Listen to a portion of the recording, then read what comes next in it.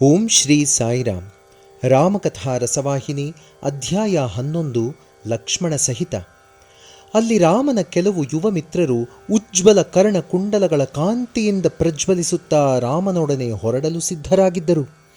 ಇನ್ನೂ ಮುಂದೆ ಹೋದಾಗ ರಾಮನು ಅಲಂಕಾರಗಳಿಂದ ಕಣ್ಣು ಕೋರೈಸುವ ಕಾಂತಿಯಿಂದ ಚಿತ್ತಾ ನಕ್ಷತ್ರದ ಚಂದ್ರನಂತೆ ಕಾಣುತ್ತಿದ್ದನು.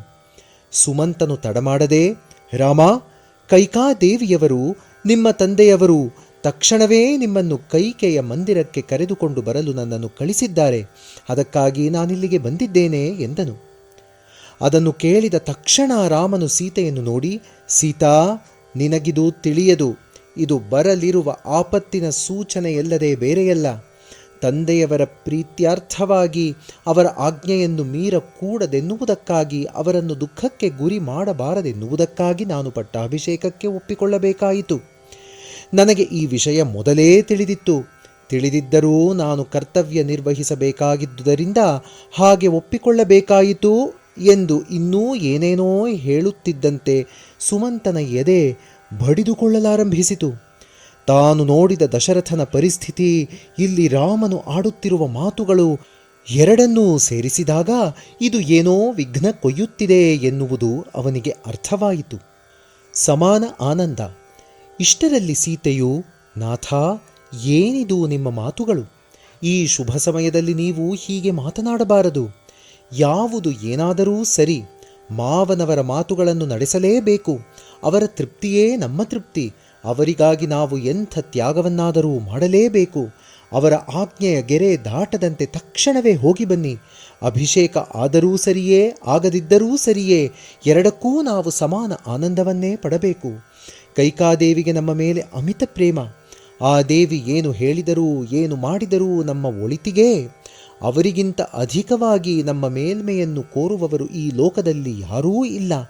ಅಂಥ ತಾಯಿ ತಂದೆಯರು ತಕ್ಷಣವೇ ಹೊರಟು ಬರಲಿ ಎಂದು ಹೇಳಿ ಕಳಿಸಿದರೆ ಎಷ್ಟೊಂದು ಆನಂದ ಎಂದು ಹೇಳಿ ದ್ವಾರದವರೆಗೂ ರಾಮನೊಂದಿಗೆ ಬಂದು ಅನೇಕ ಬಗೆಯಾಗಿ ಅವನಿಗೆ ಸಾಂತ್ವನ ಹೇಳಿದಳು. ಅದಕ್ಕೆ ರಾಮನು, ಸೀತಾ, ನನಗೆ ಅಷ್ಟು ಮಾತ್ರ ತಿಳಿಯದೆ, ಆಗಲಿರುವ ಘಟನೆಗಳು, ಆಗುತ್ತಿರುವ ಘಟನೆಗಳು, ಆಗಿ ಹೋದ ಘಟನೆಗಳು ಎಲ್ಲ ನನಗೆ ಸಮಾನವೇ. ನಾನು ಎಲ್ಲದಕ್ಕೂ ಆನಂದದಿಂದ ಸ್ವಾಗತ ನೀಡುತ್ತೇನೆ. ತಂದೆಯ ಕೀರ್ತಿಗಾಗಿ ನಾನು ಏನು ಮಾಡಲೂ ಸಿದ್ಧ, ಎಲ್ಲಿಗೆ ಹೋಗಲೂ ಸಿದ್ಧ. ನೀನು ಸಿದ್ಧಳಾಗಿರುವುದು ನನಗೆ ಅದೆಷ್ಟೋ ಆನಂದವಾಗಿದೆ ಎಂದು ಹೇಳಿ ಸುಮಂತನೊಂದಿಗೆ ರಥದಲ್ಲಿ ಕುಳಿತು ಹೊರಟನು. ನೆರೆದಿದ್ದ ಪ್ರಜಾ ಸಮೂಹವು ರಾಮಚಂದ್ರ ಪ್ರಭುವಿಗೆ ಜೈ ಜೈ ಜೈ ಎಂದು ಘೋಷಣೆ ಮಾಡಿತು. ಸುಮಂತನು ಪ್ರಜೆಗಳಿಗೆ ವಿಷಯವನ್ನು ತಿಳಿಸುವ ಸಲುವಾಗಿ ಅವರನ್ನುದ್ದೇಶಿಸಿ, ಈಗ ಹೋಗುತ್ತಿರುವುದು ಪಟ್ಟಾಭಿಷೇಕಕ್ಕಲ್ಲ, ಮಹಾರಾಜನ ಬಳಿಗೆ ಹೋಗುತ್ತಿದ್ದೇವೆ. ಕಾಲಾವಕಾಶವಿಲ್ಲದ್ದರಿಂದ ರಥವನ್ನು ವೇಗವಾಗಿ ಓಡಿಸಬೇಕಾಗಿದೆ. ಕೆಲವು ಕ್ಷಣಗಳಲ್ಲೇ ರಾಮನು ಹಿಂತಿರುಗಿ ಬರುತ್ತಾನೆ. ನೀವು ತೊಂದರೆ ಪಡೆದಿರಿ ಎಂದು ಅವರಿಗೆ ಅರ್ಥವಾಗುವಂತೆ ಒಳ್ಳೆಯ ಮಾತುಗಳಲ್ಲಿ ತಿಳಿಸಿ ಕೈಕೆಯ ಮಂದಿರಕ್ಕೆ ರಥವನ್ನು ವೇಗವಾಗಿ ನಡೆಸಿಕೊಂಡು ಹೋದನು. ಅಂತಃಪುರ ಪ್ರವೇಶ. ರಾಮನು ದಿವ್ಯ ರಥದಲ್ಲಿ ಕುಳಿತು ಪುರಬೀದಿಗಳನ್ನು ಹಾದು ಕೈಕೆಯ ಮಂದಿರಕ್ಕೆ ಹೋಗುತ್ತಿದ್ದಾನೆ. ಶೂರರು ಸಿಂಹನಾದ ಮಾಡುತ್ತಿದ್ದಾರೆ. ವಂದಿ ಮಾಗಧರು ಮಂಗಳವಾದ್ಯ ನುಡಿಸುತ್ತಿದ್ದಾರೆ. ವಿವಿಧ ವಾದ್ಯಗಳು ಮೊಳಗುತ್ತಿವೆ. ಜನಸ್ತೋಮದ ಜಯ ಜಯ ಧ್ವನಿ ಮುಗಿಲು ಮುಟ್ಟುತ್ತಿದೆ. ಅಂದವಾಗಿ ಅಲಂಕರಿಸಿಕೊಂಡ ಉತ್ತಮಾಂಗನೆಯರು ಮಾಳಿಗೆಯಲ್ಲಿ ಕಿಟಕಿಗಳಲ್ಲಿ ನಿಂತು ಮಂಗಳಾರತಿ ಎತ್ತುತ್ತಾ ಹೂವಿನ ಎಸಳುಗಳನ್ನು ಚೆಲ್ಲುತ್ತಿದ್ದಾರೆ.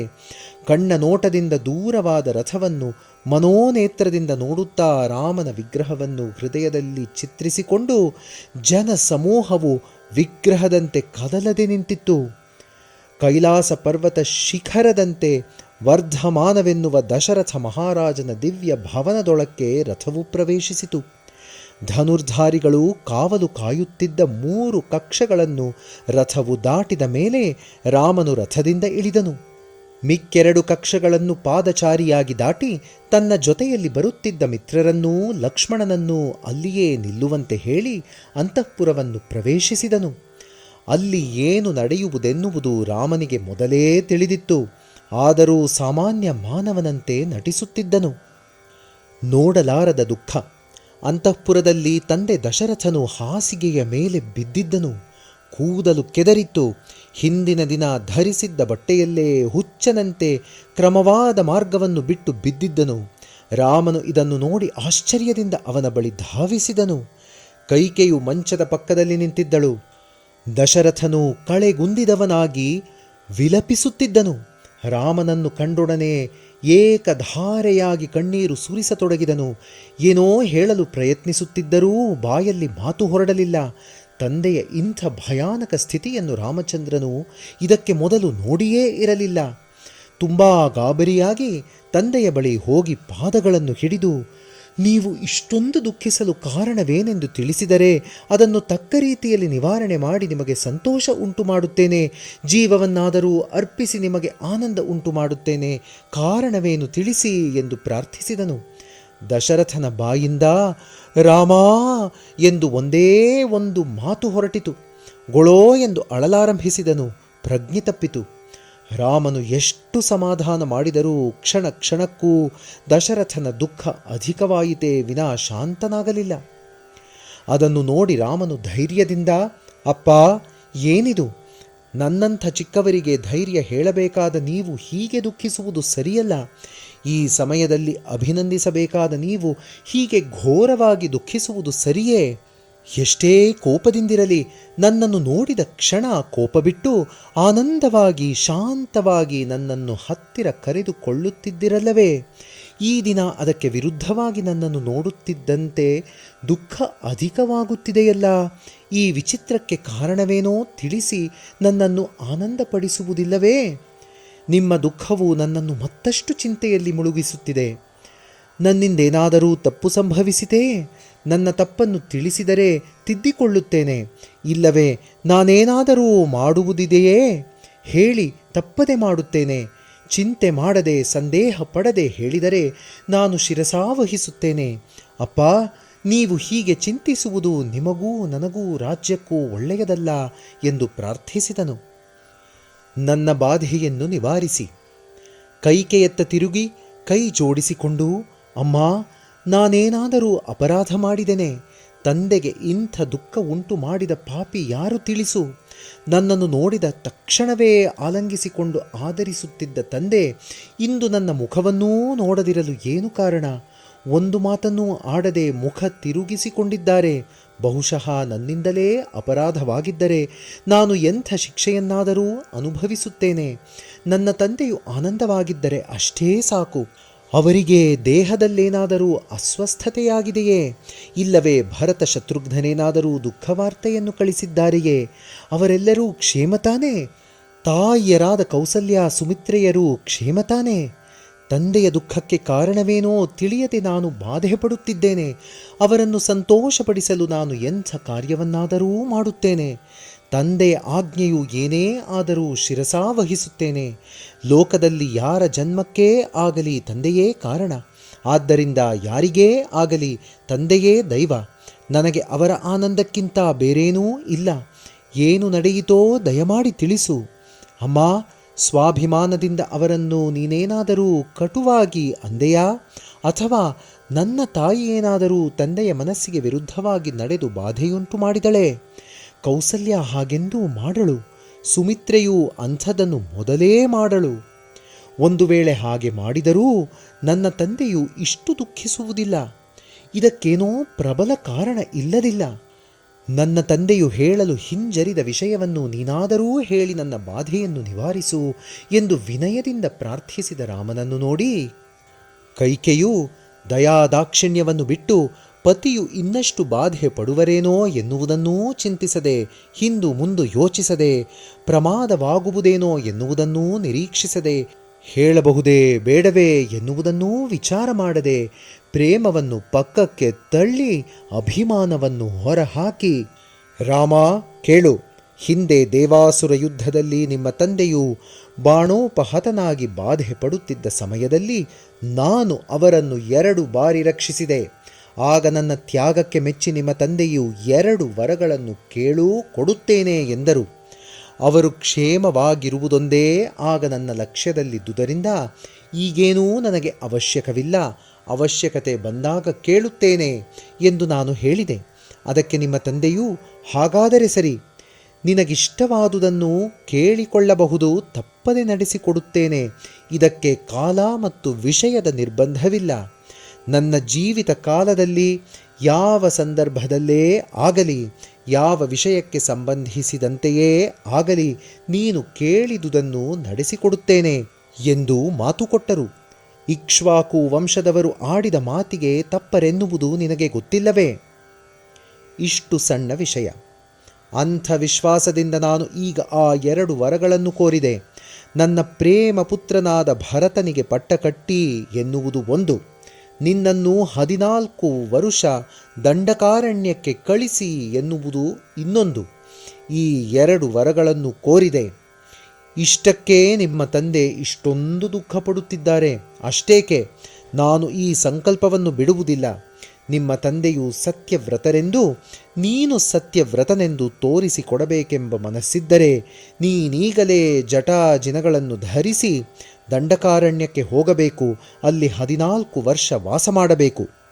ನಿಮ್ಮ ತಂದೆಗೆ ನೀನೆಂದರೆ ಪ್ರಾಣವಾದ್ದರಿಂದ ನಿನ್ನನ್ನು ಕಳಿಸಲು ಇಷ್ಟಪಡದೆ ನೀನು ಏನೆಂದುಕೊಳ್ಳುವಿಯೋ ಎಂದು ನಿನಗೆ ಹೇಳಲಾಗದೆ ದುಃಖಿಸುತ್ತಿದ್ದಾರೆ. ಅಷ್ಟೇ ವಿನಾ ಬೇರೆ ಯಾವ ಪ್ರಳಯವೂ ಸಂಭವಿಸಿಲ್ಲ. ಇಷ್ಟು ಸಣ್ಣ ವಿಷಯಕ್ಕೆ ಬೆಟ್ಟದಂಥ ಪ್ರಮಾದವಾದಂತೆ ದುಃಖಿಸುವುದರಲ್ಲಿ ಅರ್ಥವಿಲ್ಲ. ರಾಮ, ಅಷ್ಟೇ ಅಲ್ಲ, ತಂದೆಯು ಕೊಟ್ಟ ವಾಗ್ದಾನವನ್ನು ಅವನು ನೆರವೇರಿಸದೆ ಹೋದರೂ ತಂದೆಯ ಪ್ರತಿಬಿಂಬವಾಗಿ ಹುಟ್ಟಿದ ಮಗನು ಅದನ್ನು ನೆರವೇರಿಸಿದರೆ ತಂದೆಗೆ ಮೋಕ್ಷ. ಹಾಗಲ್ಲದೆ ತಾನೂ ಮಾಡದೆ ಮಗನೂ ಅದನ್ನು ನೆರವೇರಿಸದಿದ್ದರೆ ನಿಮ್ಮ ತಂದೆಯು ಅಧೋಗತಿಯ ಪಾಲಾಗುವನು. ತಂದೆಯ ಋಣವನ್ನು ತೀರಿಸುವುದೇ ಮಗನ ಕರ್ತವ್ಯವೆನ್ನುವುದು ನಿನಗೆ ತಿಳಿಯದ್ದೇನಲ್ಲ ಎಂದು ನಿರ್ದಾಕ್ಷಿಣ್ಯವಾಗಿ ಹೇಳುತ್ತಿದ್ದ ಮಾತುಗಳಿಗೆ ರಾಮನು ವಿಚಲಿತನಾಗದೆ ನಗುತ್ತಾ, ಇಷ್ಟು ಮಾತ್ರಕ್ಕೆ ತಂದೆಯವರು ಇಷ್ಟು ದುಃಖಿಸುವುದು ನಿಜವಾಗಿಯೂ ನ್ಯಾಯವಲ್ಲ ಎಂದು ಆನಂದವದನನಾಗಿ ಅವಳ ಸಲಹೆಯನ್ನು ಅಂಗೀಕರಿಸಿದವನಂತೆ ತಲೆಯಾಡಿಸಿದನು. ಈ ಮಾತನ್ನು ಕೇಳುತ್ತಿದ್ದ ದಶರಥನ ಹೃದಯವನ್ನು ಕರ ಎಂದು ಗರಗಸದಲ್ಲಿ ಕೊಯ್ದಂತಾಯಿತು. ಅವನು ತಲ್ಲಣಿಸಿ ಹೋದನು. ರಾಮನು ಕೈಕೆಯ ಕಡೆ ತಿರುಗಿ, ಅಮ್ಮ, ನೀನು ಅಂದುಕೊಂಡಂತೆ ಆಗುವುದು. ನಮ್ಮ ತಂದೆಯು ಕೊಟ್ಟ ಮಾತನ್ನು ನಾನು ಶಿರಸಾವಹಿಸುತ್ತೇನೆ. ಆದರೆ ತಂದೆಯವರು ಯಾವಾಗಲೂ ಮಾಡುತ್ತಿದ್ದಂತೆ ಒಂದು ಸಾರಿ ಹತ್ತಿರ ಕರೆದುಕೊಂಡು ಆಶೀರ್ವದಿಸಿದರೆ ಸಾಕು. ಅದಕ್ಕೂ ಅರ್ಹನಲ್ಲವೆಂದರೆ ಅದನ್ನೂ ನಾನು ಆನಂದದಿಂದ ಒಪ್ಪಿಕೊಳ್ಳುತ್ತೇನೆ. ನನ್ನ ತಂದೆಯು ಯಾವಾಗಲೂ ನನ್ನ ಮೇಲ್ಮೆಯನ್ನು ಕೋರುವವರೇ. ಅವರು ಮಹಾನುಭಾವರು. ಅವರು ನನಗೆ ತಂದೆ ಮಾತ್ರವೇ ಅಲ್ಲ, ಒಳ್ಳೆಯದನ್ನು ಬೋಧಿಸುವ ಆಚಾರ್ಯರೂ ಸಹ. ಅಂಥ ಜನಕನೂ ಆಚಾರ್ಯನೂ ಆದ ಅವರನ್ನು ಸಂತೋಷಪಡಿಸುವುದಕ್ಕಿಂತ ನನಗೆ ಬೇರೆ ಕರ್ತವ್ಯವೇನಿದೆ? ಅದೇ ನನ್ನ ಮುಖ್ಯ ಧರ್ಮ. ತಂದೆ ಹೇಳಿದರು, ತಾಯಿ ಹೇಳಿದರು. ಭರತನಿಗೆ ರಾಜ್ಯಾಭಿಷೇಕ ಮಾಡುವುದರಲ್ಲಿ ನಾನೆಷ್ಟೋ ಆನಂದಿಸುತ್ತೇನೆ. 14 ವರ್ಷಗಳ ಕಾಲ ವನವಾಸ ಮಾಡುವುದು ಮಹದಾನಂದವೇ. 14 ವರ್ಷಗಳಷ್ಟೇ ಅಲ್ಲ, ತಂದೆಯು ಇಷ್ಟಪಟ್ಟರೆ ಇಡೀ ಜೀವಿತವನ್ನೇ ಅರಣ್ಯದಲ್ಲಿ ಕಳೆಯಲು ಕೂಡ ಸಿದ್ಧ. ಆದರೆ ತಂದೆಯವರು ಈ 2 ವಿಷಯಗಳನ್ನು ನನಗೆ ತಿಳಿಸಲು ಏಕೆ ಅನುಮಾನಿಸುತ್ತಿದ್ದಾರೆನ್ನುವುದೇ ನನಗೆ ಬಾಧೆಯಾಗಿದೆ. ಅವರು ಹೇಳಿದರೆ ನಾನು ಮಾಡುವುದಿಲ್ಲವೇ? ಈ ರಾಮನು ಪಿತೃವಾಕ್ಯ ಪರಿಪಾಲಕನೇ ವಿನಾ ಪಿತೃದ್ರೋಹಿಯಲ್ಲ. ತಂದೆಯಿಂದ ಬಂದ ಕಾಯವನ್ನು ತಂದೆಗೆ ಅರ್ಪಿಸುವುದಕ್ಕಿಂತ ಬೇರೆ ಕೃತಜ್ಞತೆಯುಂಟೆ? ಹೃದಯಪೂರ್ವಕವಾದ ಆನಂದದಿಂದ ಅರ್ಪಿಸುತ್ತೇನೆ. ನಾನು ಒಬ್ಬರಿಂದ ಹೇಳಿಸಿಕೊಳ್ಳುವವನಲ್ಲ. ಭರತನಿಗೆ ರಾಜ್ಯಾಭಿಷೇಕ ಮಾಡಬೇಕೆಂದು ನೀನಾದರೂ ನನಗೆ ಒಮ್ಮೆಯೂ ತಿಳಿಸಲಿಲ್ಲವೇಕೆ? ನನಗೂ ನನ್ನ ತಮ್ಮನಿಗೂ ಯಾವ ಭೇದವೂ ಇಲ್ಲ.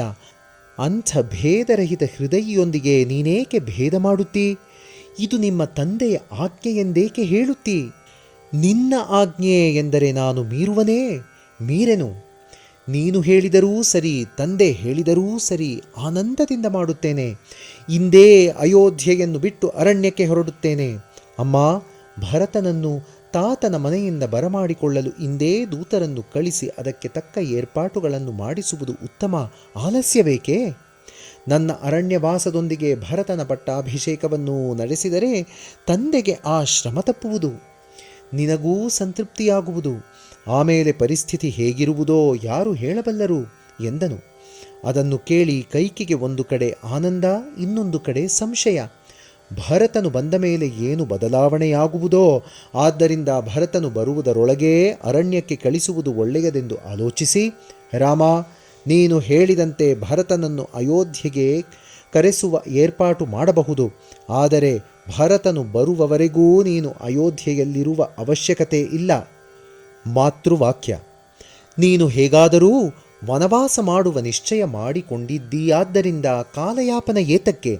ಹೊರಡಲು ಎಷ್ಟು ಆಲಸ್ಯ ಮಾಡಿದರೆ ತಿರುಗಿ ಬರಲು ಅಷ್ಟು ಆಲಸ್ಯವಾಗುವುದು. ಈಗಲೇ ಸಿದ್ಧವಾಗುವುದೊಳ್ಳೆಯದು. ಇದನ್ನೆಲ್ಲ ನಿನಗೆ ತಾವೇ ಹೇಳಲು ನಿಮ್ಮ ತಂದೆಯು ಸ್ವಲ್ಪ ಹಿಂಜರಿಯುತ್ತಿದ್ದಾರೆ.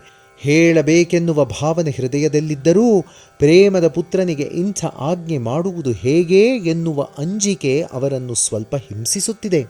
ತಮ್ಮ ವಾಗ್ದಾನವನ್ನು ನಿನಗೆ ಹೇಳಲು ಮನಸ್ಸಿಲ್ಲದೆ ಇಷ್ಟು ದುಃಖಿಸುತ್ತಿದ್ದಾರೆ ವಿನ ಅವರಿಗೆ ಬೇರೇನೂ ದುಃಖವಿಲ್ಲ.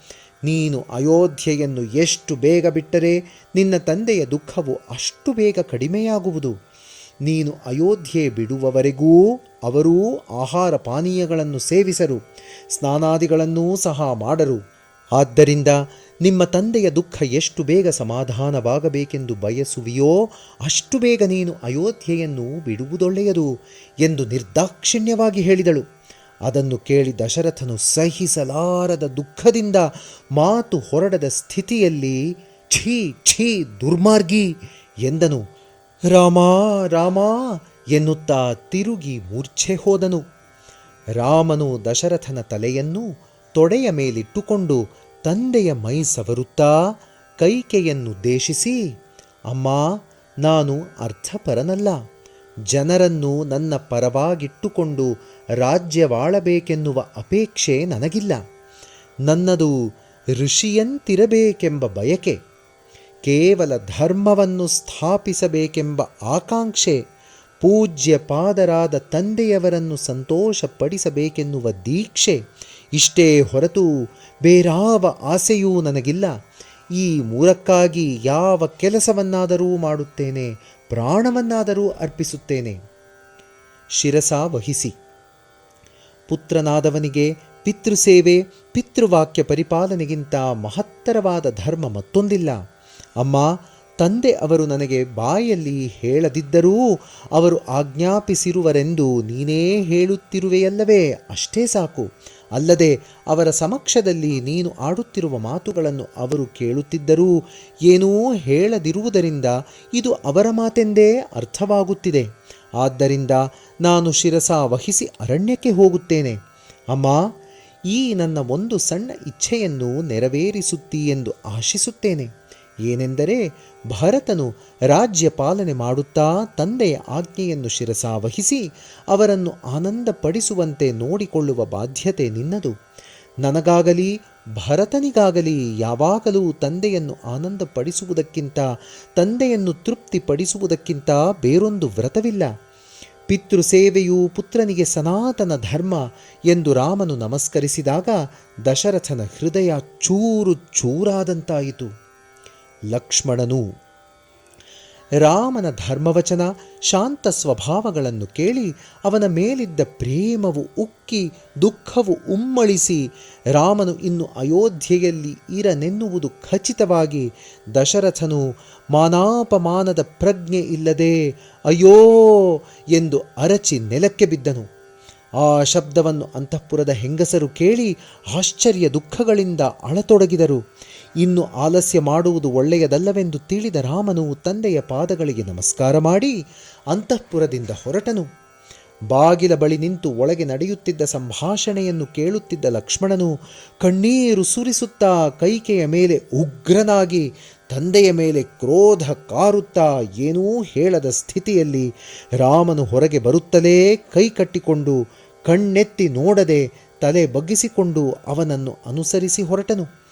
ಆದರೆ ರಾಜ್ಯ ಹೋದರೂ, ಅರಣ್ಯ ಪ್ರಾಪ್ತವಾದರೂ, ಕಗ್ಗತ್ತಲು ಕವಿದರೂ, ಚಂದ್ರನ ಕಾಂತಿಯು ಮುಸುಕದೆ ಇರುವಂತೆ ರಾಮನ ಮುಖ ವಿಕಾಸವು ಸ್ವಲ್ಪವೂ ಮಾಸದೆ, ಮಾನಾಪಮಾನಗಳನ್ನು ಲೆಕ್ಕಿಸದೆ, ಪರಮಯೋಗೀಂದ್ರನಂತೆ ಚಿತ್ತ ವಿಕಾರವಿಲ್ಲದೆ ನಡೆದು ಬರುತ್ತಿದ್ದ ಅವನನ್ನು ನೋಡಿದರೆ ಅಂತಃಪುರದಲ್ಲಿ ಏನೂ ಅಶಾಂತಿ ಸಂಭವಿಸಿಯೇ ಇಲ್ಲವೇನೋ ಅನಿಸುವಂತಿತ್ತು. ಸುಮಂತನ ಊಹೆ. ಸುಮಂತನು ಒಳಗೇನೋ ವಿರುದ್ಧವಾದ ಸಂಗತಿ ನಡೆದಿದೆ ಎಂದು ಅನುಮಾನಿಸಿದನು. ಅನುಮಾನಿಸುವುದೇನೋ ನಡೆದಿದೆ ಎಂದೇ ನಿಶ್ಚಯಿಸಿಕೊಂಡನು. ಲಕ್ಷ್ಮಣನನ್ನು ನೋಡಿ ಸುಮಂತನ ಎದೆ ಜಲ್ಲೆಂದಿತು. ಅದಕ್ಕೆ ಸರಿಯಾಗಿ ರಾಮನು ಹೊರಗೆ ಬಂದೊಡನೆ ಶ್ವೇತ ಛತ್ರ ಹಿಡಿದಾಗ ಅದು ತನಗೆ ಬೇಡವೆಂದೂ, ಚಾಮರ ಬೀಸ ಕೂಡದೆಂದೂ, ಬೆಳ್ಳಿಯ ರಥದ ಅರ್ಹತೆ ತನಗಿಲ್ಲವೆಂದೂ ರಾಮನು ಹೇಳಿದ್ದನ್ನು ಕೇಳಿ ಸುಮಂತನು ತಲ್ಲಣಿಸಿ ಹೋದನು. ತನ್ನ ಊಹೆಯು ಸಂಪೂರ್ಣ ಸತ್ಯವೆಂದುಕೊಂಡನು.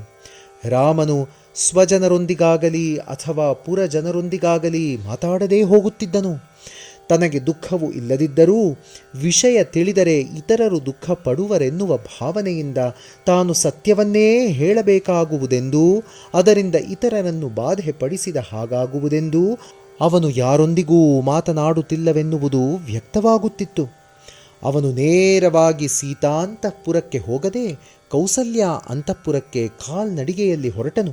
ಕೌಸಲ್ಯಾದೇವಿಯ ಮಂದಿರಕ್ಕೆ ರಾಮ ಲಕ್ಷ್ಮಣರು ಬರುತ್ತಿರುವರೆನ್ನುವ ವಾರ್ತೆಯು ಕೌಸಲ್ಯಾಂತಃಪುರದ ವನಿತೆಯರಿಗೆ ತಿಳಿದು ಬಹು ಸಂತೋಷದಿಂದ ಮಾತನಾಡಿಕೊಳ್ಳುತ್ತಾ ಮಂಗಳಾರತಿಯನ್ನು ಸಿದ್ಧಪಡಿಸಿಟ್ಟುಕೊಂಡು ಕಾದಿದ್ದರು. ಅಂತಃಪುರದ ದ್ವಾರದ ಬಳಿ ಪರಮ ಪುಣ್ಯರೂ ವೃದ್ಧರೂ ಆದ ದ್ವಾರಪಾಲಕರು ರಾಮನು ಬರುತ್ತಿರುವುದನ್ನು ನೋಡಿ ಥಟ್ಟನೆದ್ದು ವಿಜಯೀ ಭವ ವಿಜಯೀ ಭವ ಎಂದು ತಲೆ ಬಾಗಿ ನಮಸ್ಕರಿಸಿದರು. ರಾಮನು ಆ ಮಂದಿರದ 2ನೇ ಕಕ್ಷಕ್ಕೆ ಹೋಗುತ್ತಲೇ ಬ್ರಾಹ್ಮಣರು ಆಶೀರ್ವದಿಸಿದರು. 3ನೇ ಕಕ್ಷವನ್ನು ಪ್ರವೇಶಿಸುತ್ತಲೇ ದ್ವಾರಪಾಲಕರಾದ ಯುವಕರು ರಾಮ ಲಕ್ಷ್ಮಣರನ್ನು ನೋಡಿ ಅತ್ಯಾನಂದದಿಂದ ಒಳಗೆ ಓಡಿ ಹೋಗಿ ರಾಮ ಲಕ್ಷ್ಮಣರು ಬರುತ್ತಿದ್ದಾರೆಂದು ಕೌಸಲ್ಯಾದೇವಿಗೆ ತಿಳಿಸಿದರು. ಅಲ್ಲಿಂದ ಮುಂದೆ ಕೌಸಲ್ಯಾದೇವಿಯ ಪೂಜಾ ಮಂದಿರದವರೆಗೂ ಸುಮಂಗಲಿಯರು 2 ಪಕ್ಕಗಳಲ್ಲೂ ಜ್ಯೋತಿಯನ್ನಿಟ್ಟುಕೊಂಡು ಆರತಿ ಎತ್ತಲು ಅತ್ಯಂತ ರಮಣೀಯನಾದ ರಾಮನ ಬರುವಿಕೆಗಾಗಿ ಎದುರು ನೋಡುತ್ತಿದ್ದರು. ರಾಮನನ್ನು ನೋಡುತ್ತಲೇ ಮಂಗಳಾರತಿ ಎತ್ತಿದರು. ಕೌಸಲ್ಯಾದೇವಿಯು ರಾತ್ರಿಯೆಲ್ಲ ಜಾಗರಣೆಯನ್ನು ಮಾಡಿ ಬೆಳಗಿನ ಜಾವ ಪೂಜೆ ವ್ರತಗಳನ್ನು ಪ್ರಾರಂಭಿಸಿ ವೃದ್ಧ ಬ್ರಾಹ್ಮಣರಿಂದ ಹೋಮಾದಿಗಳನ್ನು ಮಾಡಿಸುತ್ತಿದ್ದಳು. ಆ ತಾಯಿಯು ತನ್ನ ಮಗನ ಅಭಿಷೇಕ ಮಹೋತ್ಸವವನ್ನು ಕಣ್ಣಾರೆ ನೋಡುತ್ತಿದ್ದೇನೆನ್ನುವ ಪರಮಾನಂದದಿಂದ ಅನೇಕ ಬಗೆಯ ಪೂಜೆಗಳನ್ನು ದಾನ ಧರ್ಮಾದಿಗಳನ್ನು ಮಾಡುತ್ತಾ ಆಹಾರ ನಿದ್ರೆಗಳನ್ನು ಬಿಟ್ಟು ಆನಂದಾಹಾರದಿಂದಲೇ ತೃಪ್ತಳಾಗಿದ್ದಳು. ರಾಮನು ಬರುತ್ತಿದ್ದಂತೆ ಅವನೆದುರಿಗೆ ಓಡೋಡಿ ಬಂದು ಅವನ ಶಿರಸ್ಸನ್ನು ಮುದ್ದಾಡಿ ಕೈ ಹಿಡಿದುಕೊಂಡು ಹೋದಳು. ನಡೆದಿದ್ದ ವೈಪರೀತ್ಯವು ಅವಳಿಗೇನೂ ತಿಳಿಯದು. ಮುಗ್ಧಳು ನಿರಪರಾಧಿಯೂ ಆದ ಕೌಸಲ್ಯೆಯು ನಿರ್ಮಲ ಪ್ರೇಮದಿಂದ ಬೆಳ್ಳನೆಯ ಸೀರೆಯುಟ್ಟು ವ್ರತ ಕಂಕಣವನ್ನು ಕೈಗೆ ಕಟ್ಟಿಕೊಂಡು ಅತ್ಯಂತ ಉಲ್ಲಾಸದಿಂದಿದ್ದಳು. ಅವಳಿಗೆ ರಾಮನ ಮುಖವು ಪರಮ ತೇಜೋಮಯವಾಗಿ ಕಾಣಿಸಿತು. ತನ್ನ ಆನಂದವನ್ನು ಬಚ್ಚಿಟ್ಟುಕೊಳ್ಳಲಾಗದೆ, ಮಗು, ನಿನ್ನ ಪೂರ್ವಿಕರೆಲ್ಲರೂ ರಾಜಋಷಿಗಳು, ಪರಮ ಧಾರ್ಮಿಕರು, ಮಹಾತ್ಮರು. ಅವರೆಲ್ಲರಂತೆ ನೀನೂ ಕೂಡ ದೀರ್ಘಾಯುಷ್ಮಂತನಾಗಬೇಕು. ನಿನ್ನ ಕೀರ್ತಿಯು ದಿಗಂತಗಳಲ್ಲೆಲ್ಲ ವ್ಯಾಪಿಸಬೇಕು. ಮಗು, ನಿನ್ನ ವಂಶೋಚಿತ ಧರ್ಮವನ್ನು ಯಾವಾಗಲೂ ಎಂಥ ಸಂದರ್ಭದಲ್ಲೂ ಮರೆಯದೆ ತಪ್ಪದೆ ಆಚರಿಸಬೇಕು ಎಂದು ಆಶೀರ್ವದಿಸಿದಳು. ಮಾತೃಬೋಧೆ. ಶಿರಸ್ಸಿನ ಮೇಲೆ ಅಕ್ಷತೆ ಹಾಕಿ ಬಂಗಾರದ ಪೀಠ ಹಾಕಿ, ಮಗು, ರಾತ್ರಿಯೆಲ್ಲ ನೀನು ಕೂಡ ದೀಕ್ಷೆಯಲ್ಲಿದ್ದು ಉಪವಾಸ ವ್ರತದಲ್ಲಿದ್ದು ಬಳಲಿದ್ದೀಯೆ. ಕುಳಿತು ಸ್ವಲ್ಪ ಫಲಹಾರ ಮಾಡುವುದೊಳ್ಳೆಯದು ಎಂದು ಹೇಳಿ ಸಿದ್ಧವಾಗಿಟ್ಟಿದ್ದ ಬಂಗಾರದ ತಟ್ಟೆಯನ್ನು ಕೈಗೆತ್ತಿಕೊಂಡಳು. ತಾಯಿಯು ಪಡುತ್ತಿದ್ದ ಆನಂದವನ್ನು, ಅವಳ ಪ್ರೇಮವನ್ನು ಗಮನಿಸಿ ಆಕೆಗೆ ನಡೆದ ಸಂಗತಿಯನ್ನು ಹೇಗೆ ಹೇಳುವುದೆಂದು ಯೋಚಿಸುತ್ತಾ ತಾಯಿಯ ಸಂತೃಪ್ತಿಗಾಗಿ ಆ ಪೀಠವನ್ನೂ ತಟ್ಟೆಯನ್ನೂ ಕೈಯಿಂದ ಮುಟ್ಟಿ, ಅಮ್ಮ, ಈಗಿನಿಂದ ನಾನಿನ್ನು ಸುವರ್ಣವನ್ನು ಮುಟ್ಟುವಂತಿಲ್ಲ, ಬಂಗಾರದ ಪೀಠದಲ್ಲಿ ಕೂರುವಂತಿಲ್ಲ. ನೀನು ಆಶೀರ್ವದಿಸಿದರೆ ನಾನಿನ್ನು ನಮಸ್ಕರಿಸಿ ದಂಡಕಾರಣ್ಯಕ್ಕೆ ಹೊರಡುತ್ತೇನೆ. ನಿನ್ನ ಅನುಜ್ಞೆಗಾಗಿ ಇಲ್ಲಿಗೆ ಬಂದೆ ಎಂದನು. ಕೌಸಲ್ಯಗೆ ಅರ್ಥವಾಗದೆ, ಮಗು, ಇನ್ನು ಕೆಲವೇ ನಿಮಿಷಗಳಲ್ಲಿ ಪಟ್ಟಾಭಿಷೇಕವು ನಡೆಯಲಿರುವುದು.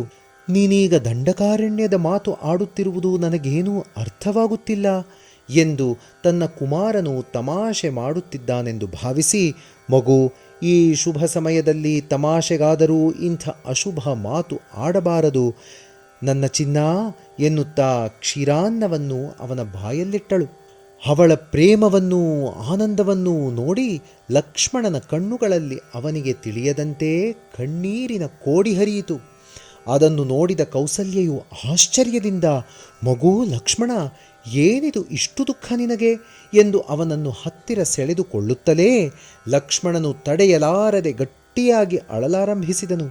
ಕೌಸಲ್ಯೆಗೆ ಏನೂ ಅರ್ಥವಾಗಲಿಲ್ಲ. ರಾಮನ ಮಾತು, ಲಕ್ಷ್ಮಣನ ದುಃಖ ಅವಳನ್ನು ದಿಗ್ಭ್ರಾಂತಿಗೊಳಿಸಿತು. ರಾಮನು ತಾಯಿಯ ಕೈಗಳನ್ನು ಗಟ್ಟಿಯಾಗಿ ಹಿಡಿದುಕೊಂಡು, ಅಮ್ಮ, ನೀನು ದುಃಖಿಸುವುದಿಲ್ಲವೆಂದು ಮಾತು ಕೊಟ್ಟರೆ ನಾನೊಂದು ಮಾತು ಹೇಳುತ್ತೇನೆ. ಅದು ನನಗೂ ನಿನಗೂ ಇಡೀ ವಂಶಕ್ಕೂ ಸತ್ಕೀರ್ತಿ ತರುವಂಥದ್ದಾದ್ದರಿಂದ ನೀನು ಏನೂ ಚಿಂತೆ ಮಾಡದೆ ಪ್ರೀತಿಯಿಂದ ಅಂಗೀಕರಿಸಬೇಕು. ತಂದೆಯ ಮಾತನ್ನು ನಾನು ಶಿರಸಾವಹಿಸುವುದು ನಿನಗೂ ಪರಮ ಸಂತೋಷವೇ ಅಲ್ಲವೇ? ತಂದೆಯವರು ಭರತನಿಗೆ ಪಟ್ಟಾಭಿಷೇಕ ಮಾಡಲು ನಿಶ್ಚಯಿಸಿದ್ದಾರೆ. ನನ್ನನ್ನು 14 ವರ್ಷ ಕಾಲ ದಂಡಕಾರಣ್ಯಕ್ಕೆ ತಾಪಸ ವೇಷದಲ್ಲಿ ಕಳಿಸಲು ನಿಶ್ಚಯಿಸಿದ್ದಾರೆ. ಅವರ ಆಜ್ಞೆಯನ್ನು ಅಂಗೀಕರಿಸಿ ನಿನ್ನ ಆಜ್ಞೆಗಾಗಿ ಇಲ್ಲಿಗೆ ಬಂದೆ ಎಂದು ಹೇಳಿದನು. ಕೌಸಲ್ಯೆಯ ಶೋಕ.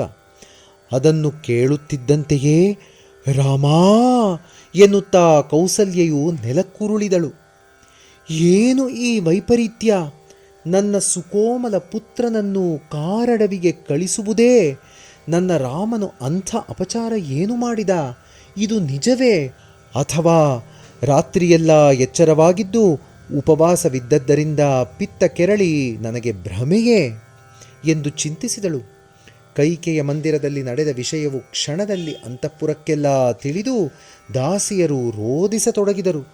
ಎಲ್ಲ ಕಡೆಯಿಂದಲೂ ಕಣ್ಣೀರು ಸುರಿಸುತ್ತಾ, ರಾಮಚಂದ್ರ, ನಮ್ಮನ್ನು ಬಿಟ್ಟು ಹೋಗಬೇಡ ಎಂದು ಕೌಸಲ್ಯ ಮಂದಿರಕ್ಕೆ ಬರುತ್ತಿದ್ದ ಗುಂಪುಗಳನ್ನು ನೋಡಿ ಕೌಸಲ್ಯೆಗೆ ಏನೂ ಅರ್ಥವಾಗದೆ ಆಶ್ಚರ್ಯ, ಭಯ, ದುಃಖದಿಂದ ಉನ್ಮತ್ತಳಾಗಿ ಮೈಮೇಲೆ ಸ್ವಾಧೀನವಿಲ್ಲದೆ ಮಾತಾಡಲಾರದೆ ವಿಷಯವೇನೆಂದು ತಿಳಿಯುವ ಸಲುವಾಗಿ ರಾಮನನ್ನು ಬರಸೆಳೆದು ತಲೆ ಸವರಿ, ಮಗು, ಏನಿದು ಈ ವಾರ್ತೆ? ವಿಶದವಾಗಿ ನಡೆದುದನ್ನೆಲ್ಲ ಹೇಳಿ ನನ್ನ ಬಾಧೆಯನ್ನು ನಿವಾರಿಸು ಎಂದು ಕೇಳಿದಳು.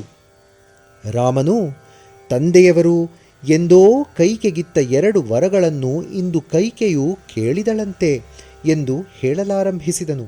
ಅದರಲ್ಲಿ 1ನೆಯ ವರವಾಗಿ ತನ್ನ ಕುಮಾರನಾದ ಭರತನಿಗೆ ಪಟ್ಟಾಭಿಷೇಕ ಮಾಡಬೇಕೆಂದೂ, 2ನೆಯದಾಗಿ ನನ್ನನ್ನು 14 ವರ್ಷ ದಂಡಕಾರಣ್ಯಕ್ಕೆ ಕಳಿಸಬೇಕೆಂದೂ ಕೇಳಿದಳಂತೆ. ಇದು ನಡೆದ ವಿಷಯ ಎಂದು ಹೇಳುತ್ತಲೇ ಕೌಸಲ್ಯೆಯು, ಕೈಕೆಯು ಅಂಥವರಗಳನ್ನು ಕೇಳಿದಳೆ? ನೀನೆಂದರೆ ಕೈಕೆಗೆ ಅಮಿತವಾದ ಪ್ರೇಮವಲ್ಲವೇ? ಅವಳೆಂದಿಗೂ ಅಂಥ ವರಗಳನ್ನು ಕೇಳುವವಳಲ್ಲವೆಂದೇ ನನ್ನ ಭಾವನೆ. ಹೋಗಲಿ, ಕೇಳಿದಳೆನ್ನೋಣ. ರಾಜನನ್ನು ಪರೀಕ್ಷಿಸುವುದಕ್ಕಾಗಿ ಕೇಳಿರಬಹುದು. ಅಷ್ಟಕ್ಕೆ ಇಷ್ಟು ಕಂಗಾಲಾಗುವುದೇ? ಒಂದು ವೇಳೆ ಅವಳು ಕೇಳಿದರೂ ನಿನ್ನ ತಂದೆಯು ನಿನ್ನನ್ನು ಕಳಿಸಲು ಒಪ್ಪಿದರೆ ನಾನು ನಂಬುವುದಿಲ್ಲ. ಒಂದು ಕ್ಷಣವೂ ನಿನ್ನನ್ನು ನೋಡದೆ ಇರಲಾರದ ನಿನ್ನ ತಂದೆಯು 14 ವರ್ಷ ನಿನ್ನನ್ನು ಅರಣ್ಯದಲ್ಲಿಡುವರೆ? ಏನೋ ಇದೆಲ್ಲ ನನ್ನನ್ನು ದಿಗ್ಭ್ರಾಂತಿಗೊಳಿಸುತ್ತಿದೆ ಎಂದು ನಡೆದ ಸತ್ಯ ಸಂಗತಿಯನ್ನು ನಂಬಲಾರದೆ ಹೋದಳು. ಅಯೋಮಯ. ರಾಮನು ಅವಳ ಕೈಗಳನ್ನು ಹಿಡಿದುಕೊಂಡು, ಅಮ್ಮ, ನನ್ನ ಮಾತನ್ನು ನಂಬು. ನನ್ನ ತಂದೆಯವರು ನಡೆಸಿಕೊಡುತ್ತೇನೆಂದು ಅವಳಿಗೆ ಮಾತು ಕೊಟ್ಟ ಮೇಲೆ ಅವಳು ಈ ವರಗಳನ್ನು ಕೇಳಿದಳು. ತಂದೆಯವರು ಕೊಟ್ಟ ಮಾತನ್ನು ಹಿಂತೆಗೆದುಕೊಳ್ಳಲಾರದೆ, ಆಡಿದ ಮಾತಿಗೆ ತಪ್ಪಲಾರದೆ, ನನ್ನನ್ನು ಬಿಡುವುದಕ್ಕೂ ಅರಣ್ಯಕ್ಕೆ ಕಳಿಸುವುದಕ್ಕೂ ಮನಸ್ಸೊಪ್ಪದೆ ಬಹು ಬಾಧೆ ಪಡುತ್ತಿದ್ದಾರೆ. ಅವರ ಬಾಧೆಯನ್ನು ನೋಡಲಾರದಾದೆ. ಈಗ ನಾನು ಅಲ್ಲಿಂದಲೇ ಬರುತ್ತಿದ್ದೇನೆ. ಅವರು ಪ್ರಜ್ಞಾವಸ್ಥೆಯಲ್ಲಿಲ್ಲ, ಘೋರವಾದ ಬಾಧೆ ಅನುಭವಿಸುತ್ತಿದ್ದಾರೆ. ಹೊರಡುವುದು ತಪ್ಪದು. ಇದು ಪರಮಸತ್ಯ. ತಮಾಷೆಗಾಗಿ ನಿನ್ನನ್ನು ಇಷ್ಟು ಬಾಧೆಗೆ ಗುರಿಪಡಿಸಲು ನಾನಂಥ ಮೂರ್ಖನಲ್ಲ. ಪಿತೃವಾಕ್ಯವನ್ನು ನಡೆಸುವುದಕ್ಕಾಗಿ ನಾನು ಅರಣ್ಯಕ್ಕೆ ಹೋಗುವುದು ತಪ್ಪದು. ತಂದೆಯ ಆಜ್ಞೆಯನ್ನು ಪಡೆದೇ ಬಂದಿದ್ದೇನೆ. ಇನ್ನು ನಿನ್ನ ಆಜ್ಞೆಯು ಬೇಕು ಎಂದು ಪಾದಗಳಿಗೆ ನಮಸ್ಕರಿಸಿದ ರಾಮನನ್ನು ನೋಡಿ ಕೌಸಲ್ಯೆಯೂ, ರಾಮ, ಏನು ಈ ವಿಕಾರ ಭಾವ? ಎಂಥ ಕಿರಾತರಾದವರು ಇಂಥವನ್ನು ಕೋರಿಯಾರೆ? ಕೆಲವು ನಿಮಿಷಗಳಲ್ಲೇ ಪಟ್ಟಾಭಿಷೇಕವಾಗಲಿದ್ದ ನಿನ್ನನ್ನು ಘೋರವಾದ ಅಡವಿಗೆ ಕಳಿಸುವುದು ಮಾನವ ಮಾತ್ರರು ಯೋಚಿಸಲಾಗದ ವಿಷಯವಲ್ಲವೇ? ಬದುಕಿರುವಷ್ಟು ಕಾಲವೂ ನನಗೆ ಬಾಧೆಯೇ. ಎಷ್ಟೋ ವ್ರತಗಳನ್ನು ಮಾಡಿ ಕಡೆಗೆ ಮಗನನ್ನು ಪಡೆದೆನಲ್ಲ ಎಂದು ಅನುಭವಿಸಿದ ಬಾಧೆಗಳನ್ನೆಲ್ಲ ಮರೆತು ನನ್ನ ಮುದ್ದು ಮಗನನ್ನು ನೋಡಿ ಆನಂದಿಸುತ್ತಿದ್ದೆನಲ್ಲ. ಬೇರೆ ಯಾವ ಸುಖವನ್ನೂ ನಾನು ಆಶಿಸಲಿಲ್ಲ. ನನ್ನ ಮಗನು ನನ್ನೊಂದಿಗಿದ್ದರೆ ಸಾಕೆಂದುಕೊಂಡಿದ್ದೆ. ಅದಕ್ಕೆ ಕೂಡ ಪ್ರಾಪ್ತಿ ಇಲ್ಲದವಳಾದೆನಲ್ಲ. ಕಾರಡವಿಗೆ ಕಳಿಸುವುದಕ್ಕೇನು ನಾನು ಮಗನನ್ನು ಪಡೆದದ್ದು? ಯಾವ ತಾಯಿಯೇ ಆಗಲಿ ಮಗನನ್ನು ಕಾರಡವಿಗೆ ಕಳಿಸಲು ಒಪ್ಪುವಳೇ? ಕನಸು ಕಲ್ಲಾಯಿತೆ. ನಾನೇನು ಪಾಪ ಮಾಡಿದೆ? ಯಾವ ಜನ್ಮದಲ್ಲಿ ತಾಯಿ ಮಕ್ಕಳನ್ನು ಅಗಲಿಸಿದ್ದೇನೋ ಏನೋ? ನಿನಗೆ ಉಪನಯನವಾದ ದಿನದಿಂದ ನನ್ನ ಮಗನು ಯಾವಾಗ ಯುವರಾಜನಾಗುವನೋ ಎಂದು ಕ್ಷಣ ಕ್ಷಣವೂ ಉತ್ಸಾಹದಿಂದ ಆ ದಿನವನ್ನು ಎದುರು ನೋಡುತ್ತಿದ್ದ ನನ್ನ ಕನಸು ಸುಳ್ಳಾಯಿತೆ. ನನ್ನ ಆಶೆಗಳು ತಲೆ ಕೆಳಗಾದುವೆ. ನಾನು ನಿನಗಾಗಿ ಮಾಡಿದ ಪೂಜೆಗಳು, ವ್ರತಗಳು, ಹೋಮಗಳು ವ್ಯರ್ಥವಾದುವೆ. ನಾನೆಂಥ ಪಾಪಿಯಾದೆ! ನಿಜಕ್ಕೂ ಈ ವಾರ್ತೆಯನ್ನು ಕೇಳಿದ ನನ್ನ ಎದೆಯು ಒಡೆಯದೇ ಏಕಿದೆ. ನಾನಿನ್ನೂ ಎಷ್ಟು ದುಃಖಗಳ ಭಾಗಿಯಾಗಬೇಕೋ? ನನಗೆ ಸಾವು ಬರಲಿಲ್ಲ. ಇಂಥ ದುಃಖ ವಾರ್ತೆಯನ್ನು ಕೇಳಿಯೂ ನನ್ನ ಹೃದಯ ಬಡಿದುಕೊಳ್ಳುತ್ತಿದೆ. ಇಷ್ಟಕ್ಕೂ ಕಾಲ ಬಂದರೇನೇ ಸಾವು ಬರುವುದು. ನನ್ನನ್ನು ಆ ಯಮನೂ ಬಿಟ್ಟು ಹೋಗುತ್ತಿದ್ದಾನೇನೋ? ಯಮಲೋಕಕ್ಕೂ ಹೋಗಲು ನನಗೆ ಅರ್ಹತೆ ಇಲ್ಲ. ಹೇ ರಾಮ, ಎಂಥ ಗತಿ ಬಂತು ಎಂದು ಕೆಳಗೆ ಬಿದ್ದು ಹೊರಳಾಡುತ್ತಾ ಎದೆ ಬಡಿದುಕೊಳ್ಳುತ್ತಾ ಗೋಳಾಡುತ್ತಿದ್ದ ಕೌಸಲ್ಯೆಯನ್ನು ರಾಮನು ನೋಡಲಾರದೇ ಹೋದನು. ಸುತ್ತಲಿದ್ದ ದಾಸಿಯರ ಗೋಳು ಅವನ ಕಿವಿಗಳನ್ನು ಕಿವುಡು ಮಾಡಿತು. ಯಾರೊಂದಿಗೂ ಅವನು ತೂಟಿ ತೆರೆದು ಮಾತಾಡಲಿಲ್ಲ. ತಾಯಿಯನ್ನು ಸಮಾಧಾನಪಡಿಸುತ್ತಾ, ತಲೆ ಸವರುತ್ತಾ, ಅವಳ ಬಟ್ಟೆಗೆ ಅಂಟಿಕೊಂಡಿದ್ದ ನೆಲದ ಧೂಳನ್ನು ಕೊಡುವುತ್ತಾ, ಸಮುದ್ರದಲ್ಲಿ ಹೂತುಕೊಂಡಿರುವ ದೊಡ್ಡ ಬಂಡೆಯೊಂದು ಅಲೆಗಳ ಹೊಡೆತಕ್ಕೆ ಕದಲದೆ ತತ್ತರಿಸದೆ ಇರುವಂತೆ ರಾಮನು ಶೋಕಕ್ಕೂ ಆನಂದಕ್ಕೂ ಅತೀತನಾಗಿದ್ದನು. ಪಟ್ಟಾಭಿಷೇಕಕ್ಕೆ ಎಂಥ ತೇಜಸ್ಸಿನಿಂದ ಉತ್ಸಾಹದಿಂದ ಸಿದ್ಧನಾಗಿದ್ದನೋ, ಅರಣ್ಯವಾಸಕ್ಕೂ ಅಷ್ಟೇ ಉತ್ಸಾಹದಿಂದ ತೇಜಸ್ಸಿನಿಂದ ಸಿದ್ಧನಾಗಿದ್ದನು. ಕೌಸಲ್ಯೆಗೂ ರಾಮನು ಮಹಾದೀಕ್ಷಾಪರನೆನ್ನುವುದು ಗೊತ್ತು. ಅವನು ಆಡಿದ ಮಾತಿಗೆ ತಪ್ಪನೆಂದೂ ತಂದೆಯ ಆಜ್ಞೆಯ ಗೆರೆ ದಾಟನೆಂದೂ ಅವಳಿಗೆ ಗೊತ್ತು. ತಾನು ಇನ್ನೆಷ್ಟು ಗೋಳಿಟ್ಟರೂ ರಾಮನು ಹಿಂದಕ್ಕೆ ಹೆಜ್ಜೆ ಇಡನೆಂದೂ ಅರಣ್ಯಕ್ಕೆ ತಪ್ಪದೇ ಹೋಗಿಯೇ ತೀರುವನೆಂದು ಸ್ಪಷ್ಟವಾಗಿ ಅವಳಿಗೆ ತಿಳಿದಿತ್ತು. ಎಲ್ಲವೂ ನಮ್ಮ ಒಳ್ಳೆಯದಕ್ಕೆ. ಎಂತಲೇ ರಾಮನನ್ನು ಅಡ್ಡಿಪಡಿಸಲು ಏನೂ ಪ್ರಯತ್ನಿಸದೆ ಮನಸ್ಸನ್ನು ಗಟ್ಟಿ ಮಾಡಿಕೊಂಡು, ಮಗು, ನಮ್ಮ ಹಣೆ ಬರಹ ಹೀಗಿರುವಾಗ ಒಬ್ಬರನ್ನಂದು ಪ್ರಯೋಜನವಿಲ್ಲ. ಎಲ್ಲ ನಮ್ಮ ಒಳ್ಳೆಯದಕ್ಕೆ. ದೈವ ನಿರ್ಣಯವನ್ನು ಯಾರೂ ಅಲ್ಲವೆನ್ನರು. ನನಗೆ ಎಂದೂ ಈ ಅಯೋಧ್ಯೆಯಲ್ಲಿ, ಈ ಅಂತಃಪುರದಲ್ಲಿ ಸುಖವಿಲ್ಲ. ನನ್ನ ಕುಮಾರನು ಇರುವಲ್ಲೇ ನನ್ನ ಸುಖವಿದೆಯಾದ್ದರಿಂದ ನಾನೂ ನಿನ್ನೊಂದಿಗೆ ಬರುತ್ತೇನೆ, ಕರೆದುಕೊಂಡು ಹೋಗು ಎಂದು ಹೇಳಲು ಪ್ರಯತ್ನಿಸಿದಳು. ದಾಸಿಯು ಅವಳನ್ನು ಹಿಡಿದು ಮೈಗೊರಗಿಸಿಕೊಂಡು ಸಮಾಧಾನಪಡಿಸುತ್ತಾ ಕೂರಿಸಿದಳು.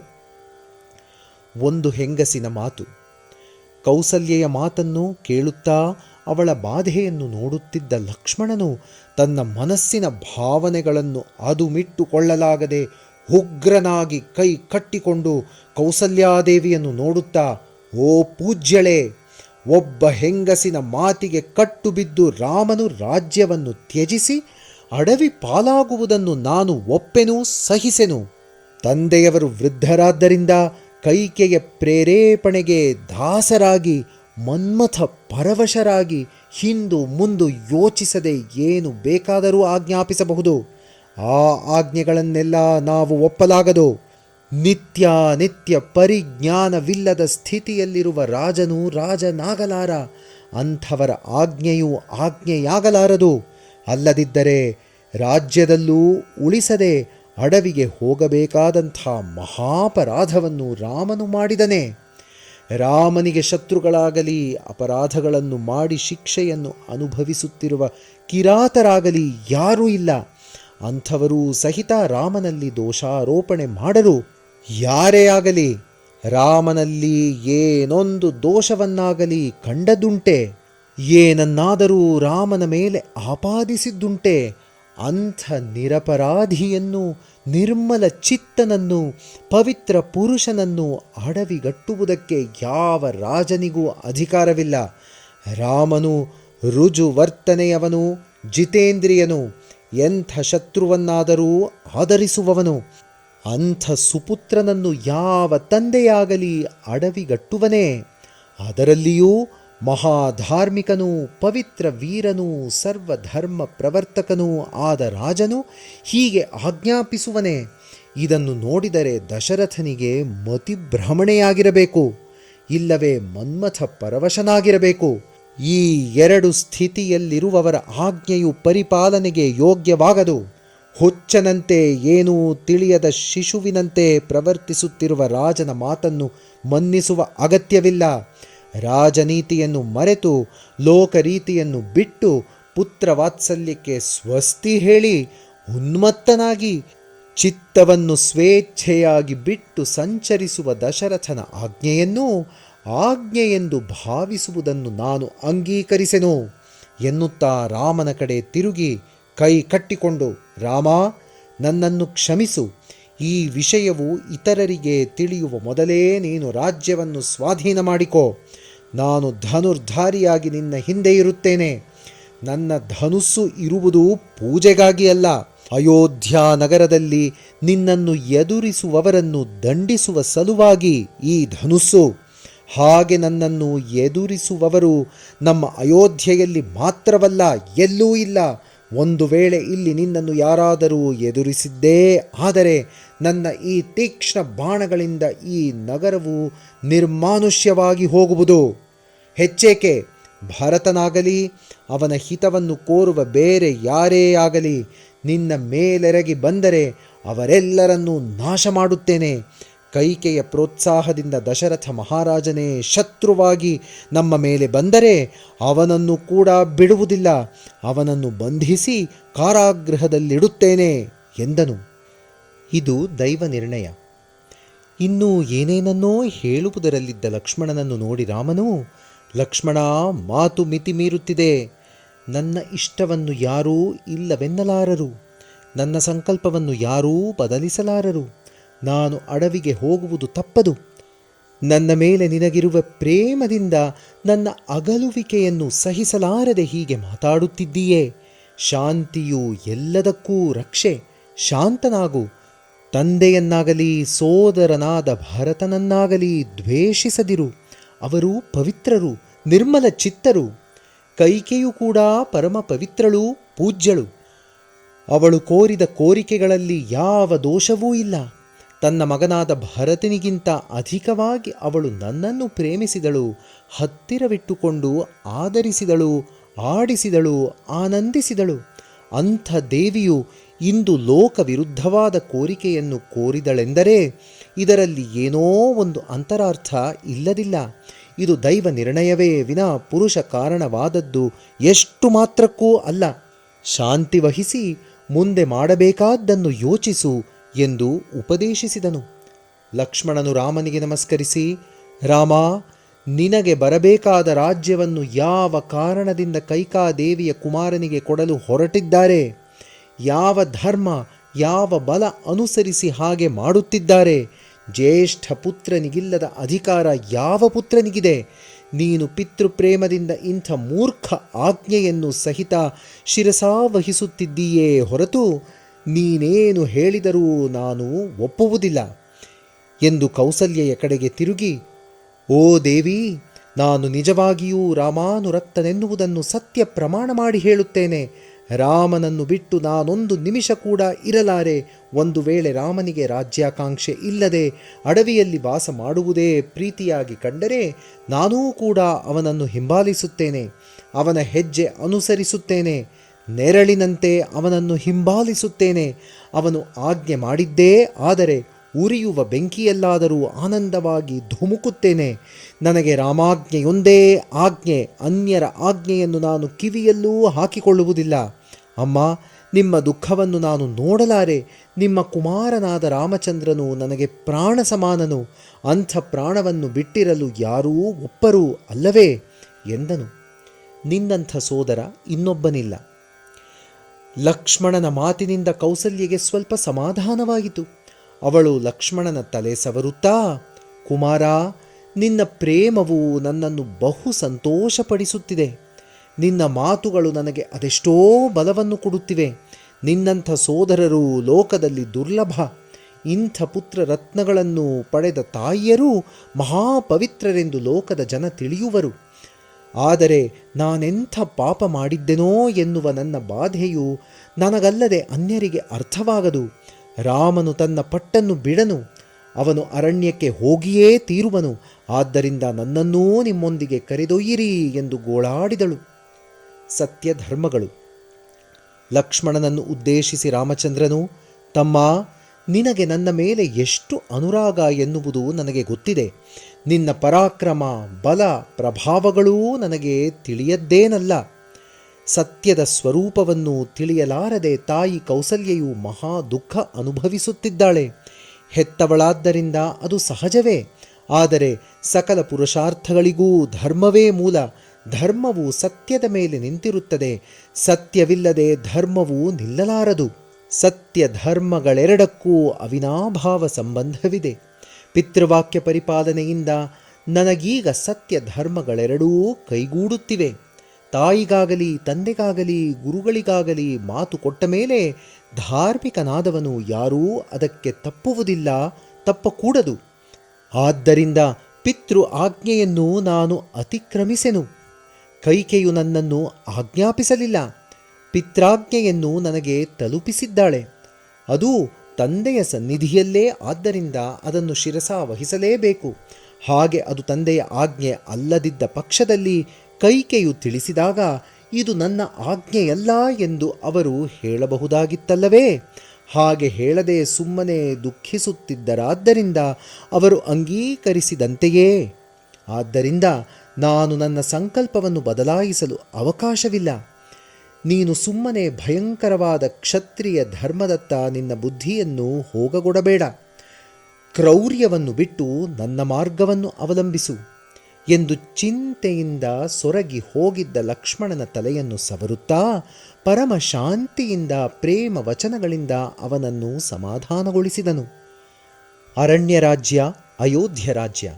ತಾಯಿ ಕೌಸಲ್ಯೆಯತ್ತ ತಿರುಗಿ, ಅಮ್ಮ, ನನ್ನ ನಿರ್ಧಾರಕ್ಕೆ ಅಡ್ಡ ಬಂದು ನನ್ನ ವ್ರತವನ್ನು ಭಂಗಪಡಿಸಬೇಡ. ಏನೇ ಬರಲಿ ನಾನು ಅರಣ್ಯಕ್ಕೆ ಹೋಗುವುದು ತಪ್ಪದು. ನೀನು ಪ್ರೇಮದಿಂದ ಸಮ್ಮತಿಸಿ ಕಳಿಸಿಕೊಡು, ಆಶೀರ್ವದಿಸು ಎಂದು ಮೊಣಕಾಲೂರಿ ನಮಸ್ಕರಿಸಿದ ರಾಮನನ್ನು ನೋಡಿ ತಾಯಿಯು ಕುಗ್ಗಿ ಹೋಗಿ ದುಃಖವನ್ನು ನುಂಗಿಕೊಳ್ಳುತ್ತಾ ಅವನ ತಲೆಯ ಮೇಲೆ ಕೈ ಇಟ್ಟು ಗೊಳೋ ಎಂದು ಅತ್ತಳು. ರಾಮನು ಸಹಿಸಲಾರದೆ ತಾಯಿಯ ಪಾದಗಳನ್ನು ಹಿಡಿದು, ಅಮ್ಮ, ನನ್ನ ಮಾತು ಪರಮಸತ್ಯ. ವನವಾಸದಲ್ಲಿ ನನಗೆಂಥ ಕಷ್ಟವೂ ಬರುವುದಿಲ್ಲ. ಅತ್ಯಂತ ಆನಂದವಾಗಿ 14 ವರ್ಷ ವನವಾಸವನ್ನು ಕಳೆದು ಮತ್ತೆ ನಾನು ತಮ್ಮ ಸನ್ನಿಧಿಗೆ ಬರುವೆನು. ಅಮ್ಮ, ದಶರಥನ ಆಜ್ಞೆಯನ್ನು ನಾನು ಮಾತ್ರವಲ್ಲ, ನೀನು, ಲಕ್ಷ್ಮಣ, ಸುಮಿತ್ರೆ, ಭರತ, ಶತ್ರುಘ್ನರು ಸಹ ನೆರವೇರಿಸಬೇಕು, ಶಿರಸಾವಹಿಸಬೇಕು. ಇದೇ ಸನಾತನ ಧರ್ಮ. ತಾಯಿ, ನನ್ನ ಇನ್ನೊಂದು ಮನವಿಯನ್ನು ನಡೆಸಬೇಕು. ನನಗಾಗಿ ಅಣಿಗೊಳಿಸಿದ ಎಲ್ಲವನ್ನೂ ನೀನು ಸಂತೋಷದಿಂದ ಸಮಾನ ಪ್ರೇಮದಿಂದ ಭರತನ ರಾಜ್ಯಾಭಿಷೇಕಕ್ಕೆ ಕೊಟ್ಟು ಕಳಿಸಬೇಕೆಂದು ಕೇಳಿಕೊಳ್ಳುತ್ತೇನೆ. ನನ್ನ ತಂದೆಯು ನನಗೆ ಅರಣ್ಯ ರಾಜ್ಯವನ್ನು ವಹಿಸಿದ್ದಾರೆ. ಅಯೋಧ್ಯ ರಾಜ್ಯವನ್ನು ಭರತನಿಗೆ ಕೊಡುವರು. ನಮ್ಮ ಕರ್ತವ್ಯ ನಿರ್ವಹಿಸುವುದೇ ಪರಮಧರ್ಮ. ಕರ್ತವ್ಯ ನಿರ್ವಹಿಸದೆ ಅದು ಕಠಿಣವೆಂದು ತಿಳಿಯುವುದು ಪುತ್ರನಿಗೆ ಸರಿಯಾದುದಲ್ಲ. ತಾಯಿಯಾದ ನೀನು ರಾಮನಿಗಾಗಲಿ ಭರತನಿಗಾಗಲಿ ಭೇದ ಮಾಡದೆ ಇಬ್ಬರೂ ತಮ್ಮ ತಮ್ಮ ಬಾಧ್ಯತೆಯನ್ನು ಸಕ್ರಮವಾಗಿ ನಿರ್ವಹಿಸಬೇಕೆಂದು ಆಶೀರ್ವದಿಸುವುದೇ ನಿನ್ನ ಧರ್ಮ ಎಂದನು. ಪತಿಗೆ ಸತಿ ಅರ್ಧಾಂಗಿ. ಕೌಸಲ್ಯಾದೇವಿಯು ತಡೆಯಲಾಗದ ದುಃಖದಿಂದ ಕುಸಿದು, ಮಗು, ಶರೀರ ಸಂಬಂಧದಲ್ಲೂ ಬೆಳೆಸಿ ದೊಡ್ಡವನನ್ನಾಗಿ ಮಾಡಿದ್ದರಲ್ಲೂ ನಿನಗೆ ನಿನ್ನ ತಂದೆಯು ಎಷ್ಟು ಪೂಜ್ಯರೋ ನಾನೂ ಅಷ್ಟೇ ಪೂಜ್ಯಳಲ್ಲವೇ? ಅಷ್ಟೇ ಅಲ್ಲದೆ ಪತಿಗೆ ಸತಿಯು ಅರ್ಧಾಂಗಿ. ಅಂದರೆ ಪತಿಯ ಎಡಭಾಗವು ಸತಿ, ಸತಿಯ ಬಲಭಾಗವು ಪತಿ.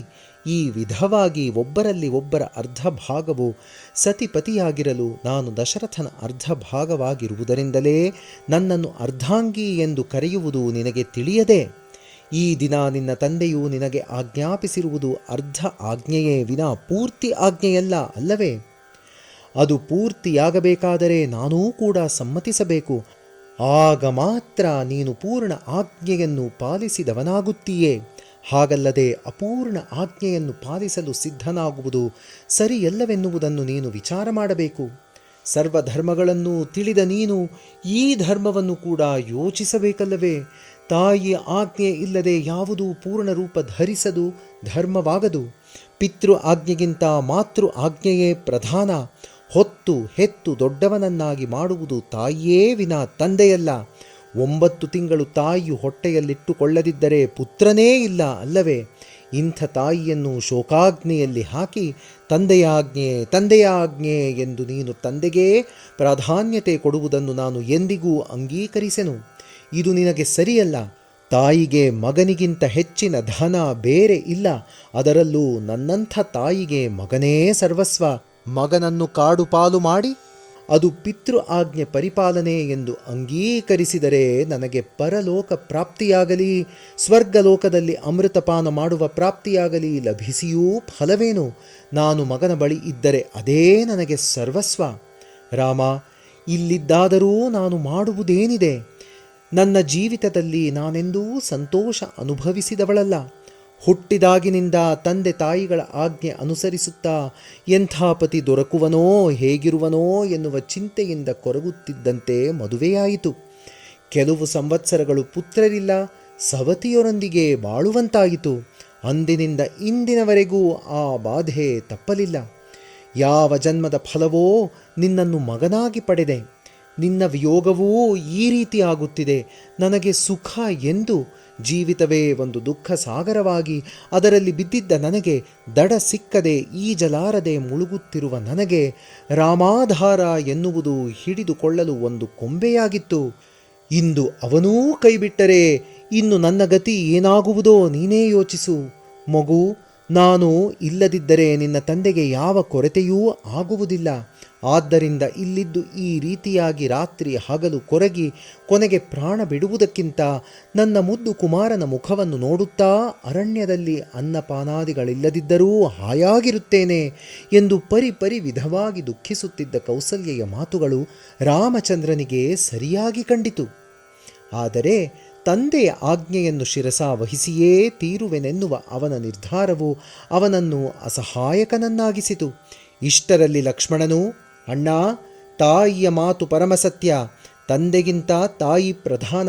ಆದ್ದರಿಂದಲೇ ಶಾಸ್ತ್ರವು ಮಾತೃದೇವೋಭವ ಪಿತೃದೇವೋಭವ ಎಂದು ಮಾತೃಸ್ಥಾನಕ್ಕೆ ಪ್ರಾಧಾನ್ಯತೆ ಇತ್ತಿದೆ.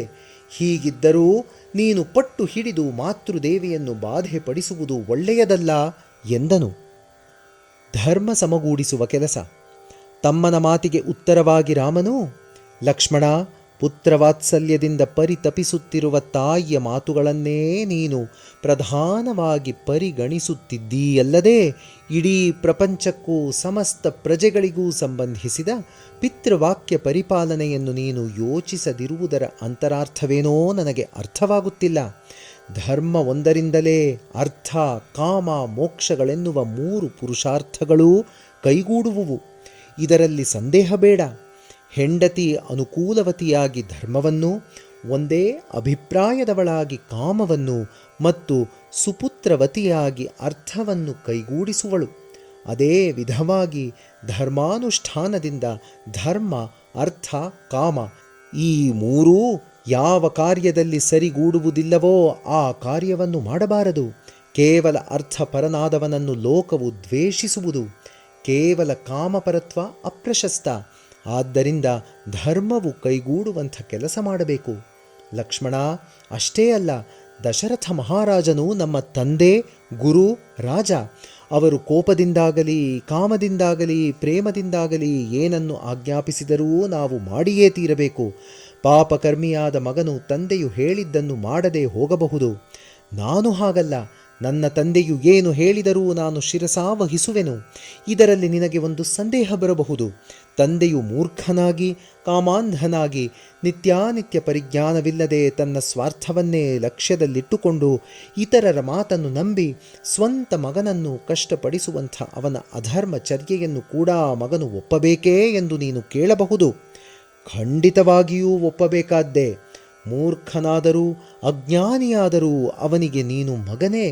ಅದನ್ನು ನೀನು ಒಪ್ಪಿದರೆ ಮಿಕ್ಕೆಲ್ಲವೂ ಅದಕ್ಕಿಂತ ಕಡಿಮೆಯೇ ವಿನ ಅಧಿಕ ಸ್ಥಾನವಾಗುವುದಿಲ್ಲ. ಶಾಶ್ವತ ಕೀರ್ತಿಯನ್ನು ಕಡೆಗಣಿಸುವುದು. ತಂದೆಯು ಹೇಳಿದ ವಿಷಯಗಳು ಮಗನಿಗೆ ಸರಿಯಾಗಿ ಕಾಣದಿದ್ದರೆ ತಂದೆಗೆ ಚೆನ್ನಾಗಿ ವಿವರಿಸಿ ಅವನನ್ನು ಒಪ್ಪಿಸಬಹುದೇ ವಿನ ತಂದೆಯು ಹೇಳಿದ್ದು ಅವಿವೇಕವೆಂದು ತಿರಸ್ಕರಿಸಬಾರದು. ಅಲ್ಲದೆ ದಶರಥ ಮಹಾರಾಜರು ಮಹಾಮೇಧಾವಿ, ಶೂರ, ಧಾರ್ಮಿಕ, ಕೊಟ್ಟ ಮಾತಿನಂತೆ ನಡೆಯುವುದಕ್ಕಾಗಿ ಅಷ್ಟು ಪರಿತಪಿಸುತ್ತಿದ್ದಾರೆಯೇ ವಿನ ಕೈಕೆಗೆ ಸೋತು ವಶವಾಗಿಯಾಗಲಿ ಕಾಮಾತುರತೆಯಿಂದಾಗಲಿ ಅಲ್ಲ. ಅವರು ಆ ದಿನ ಕೊಟ್ಟ ಮಾತು ಸತ್ಯ. ನಿನ್ನೆ ಕೂಡ ನಿನ್ನ ಅಭೀಷ್ಟ ಏನಾದರೂ ಸರಿಯೇ, ನನ್ನನ್ನು ಪ್ರಾಣಾಪಾಯಕ್ಕೆ ಗುರಿ ಮಾಡುವಂಥದ್ದಾದರೂ ಸರಿಯೇ ನಾನು ನೆರವೇರಿಸುತ್ತೇನೆ ಎಂದು ವಾಗ್ದಾನವಿತ್ತಿದ್ದರಾದ್ದರಿಂದ ಪರಿತಪಿಸುತ್ತಿರುವ ತಂದೆಯನ್ನು ಕಾಮಾಂಧನೆಂದು ಅಂಗೀಕರಿಸೆನು. ಲಕ್ಷ್ಮಣ, ದಶರಥ ಮಹಾರಾಜನು ತನ್ನ ಪೂರ್ವಿಕರಿಗಿಂತ ಧರ್ಮಾತ್ಮ. 3 ಲೋಕಗಳಲ್ಲೂ ಆತನ ಹೆಸರು ಪ್ರತಿಷ್ಠೆಗಳು ವ್ಯಾಪಿಸಿವೆ, ಪ್ರಸಿದ್ಧಿಗೇರಿವೆ. ಅವನು ಜೀವಿಸಿರುವಾಗ ಅವರ ಪಟ್ಟದ ದೇವಿಯಾದ ಕೌಸಲ್ಯಾದೇವಿಯು ಪತಿಯನ್ನು ಬಿಟ್ಟು ಮಗನೊಂದಿಗೆ ಅರಣ್ಯಕ್ಕೆ ಹೋದಳೆನ್ನುವ ವಿಷಯವು ಲೋಕಕ್ಕೆ ಅಪಮಾರ್ಗವನ್ನು ಹಾಕಿಕೊಟ್ಟಂತಾಗುವುದು. ಬದುಕು ಸ್ವಲ್ಪ ಕಾಲ. ಆ ಅಲ್ಪಕಾಲದ ಬದುಕಿಗಾಗಿ ಶಾಶ್ವತ ಕೀರ್ತಿಯನ್ನು ಕಡೆಗಣಿಸುವುದು ನಿನಗಾಗಲಿ ನನಗಾಗಲಿ ಒಳ್ಳೆಯದಲ್ಲ ಎಂದು ಹೇಳುತ್ತಾ ಅಮ್ಮ ಎಂದು ತಾಯಿಯ ಕಡೆ ತಿರುಗಿ ದೀನನಾಗಿ ಪ್ರಾರ್ಥಿಸುತ್ತಿದ್ದ ರಾಮವಾಕ್ಯಗಳು ಕೌಸಲ್ಯೆಯಲ್ಲಿ ವಿಚಾರ ಗೊಂದಲವೆಬ್ಬಿಸಿದುವು. ಅವಳು ಸ್ತಂಭೀಭೂತಳಾದಳು. ರಾಮನನ್ನು ಕಾಡಿಗೆ ಹೋಗದಂತೆ ತಡೆದು ನಿಲ್ಲಿಸಲು ತಾನು ಮಾಡಿದ ಪ್ರಯತ್ನಗಳೆಲ್ಲವೂ ವಿಫಲವಾದವು. ಇನ್ನು ಸಮ್ಮತಿಸದೆ ವಿಧಿಯಿಲ್ಲ ಎನ್ನುವುದನ್ನು ತಿಳಿದಳು. ಲಕ್ಷ್ಮಣನ ಕಣ್ಣೀರು. ತಾನು ದುಃಖಿಸಿದಷ್ಟೂ ರಾಮನನ್ನು ಬಾಧೆಪಡಿಸಿದ ಹಾಗಾಗುವುದೆಂದು ಭಾವಿಸಿದಳು ಕೌಸಲ್ಯ. ಇಷ್ಟರಲ್ಲಿ ಲಕ್ಷ್ಮಣನು ಕಣ್ಣುಗಳನ್ನು ಕೆಂಪಗೆ ಮಾಡಿಕೊಂಡು ಮೈಮೇಲೆ ಪ್ರಜ್ಞೆ ಇಲ್ಲದೆ ತುಟಿಗಳು ನಡುಗುತ್ತಾ ಬಾಯಲ್ಲಿ ಮಾತು ಹೊರಡದೆ ಕಣ್ಣು ರೆಪ್ಪೆಗಳನ್ನು ಆಡಿಸದೆ ನೆಟ್ಟ ನೋಟದಿಂದ ನೆಲವನ್ನೇ ನೋಡುತ್ತಾ ಸುರಿಸುತ್ತಿದ್ದ ಕಣ್ಣೀರ ಧಾರೆಯನ್ನು ರಾಮಚಂದ್ರನು ನೋಡಿದನು. ಇಂಥ ಸ್ಥಿತಿಯಲ್ಲಿರುವ ಲಕ್ಷ್ಮಣನನ್ನು ಬಿಟ್ಟು ಹೋಗುವುದು ಒಳ್ಳೆಯದಲ್ಲವೆನಿಸಿತು. ಅಷ್ಟೇ ಅಲ್ಲ, ತಾನು ಹೋದ ಮೇಲೆ ಲಕ್ಷ್ಮಣನು ಚಿಂತೆಯಿಂದ ತನ್ನ ಜೀವಕ್ಕೇ ಏನಾದರೂ ಅಪಾಯ ಮಾಡಿಕೊಳ್ಳಬಹುದೆನಿಸಿತು.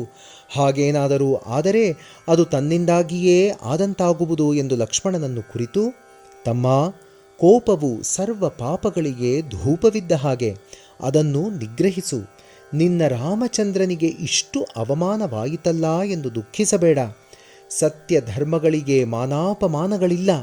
ಧೈರ್ಯ ತಂದುಕೋ, ತಂದೆಯ ಸೇವೆ ಮಾಡಿ ಧನ್ಯನಾಗು ಎಂದು ಆಶೀರ್ವದಿಸಿದನು. ಲಕ್ಷ್ಮಣನು, ಅಣ್ಣ, ನನ್ನ ಪ್ರಾಣ ಸಮಾನನಾದ ರಾಮನು ಅರಣ್ಯಕ್ಕೆ ಹೊರಟಿರುವಾಗ ಈ ಲಕ್ಷ್ಮಣನು ಈ ಜಡವಾದ ಕಾಯದಿಂದ ಯಾರನ್ನು ಸೇವಿಸಿಯಾನು? ಲಕ್ಷ್ಮಣನಿಗೆ ರಾಮನ ಸೇವೆಯಿಲ್ಲದೆ ಅನ್ಯರ ಸೇವೆಯ ಅವಶ್ಯಕತೆ ಇಲ್ಲ. ನಿನ್ನ ಧರ್ಮವು ನಿನಗೆ ಹೇಗೋ ನನ್ನ ಧರ್ಮವು ನನಗೆ ಹಾಗೆ. ಆದ್ದರಿಂದ ನಾನು ನಿನ್ನೊಂದಿಗೆ ಬರುತ್ತೇನೆ. ನನಗೆ ಯಾರ ಆಜ್ಞೆಯೂ ಬೇಕಾಗಿಲ್ಲ. ನಾನು ಕೈಕೆಯ ಕೇಳಿದ ವರದಲ್ಲಿ ಸೇರಿಲ್ಲ.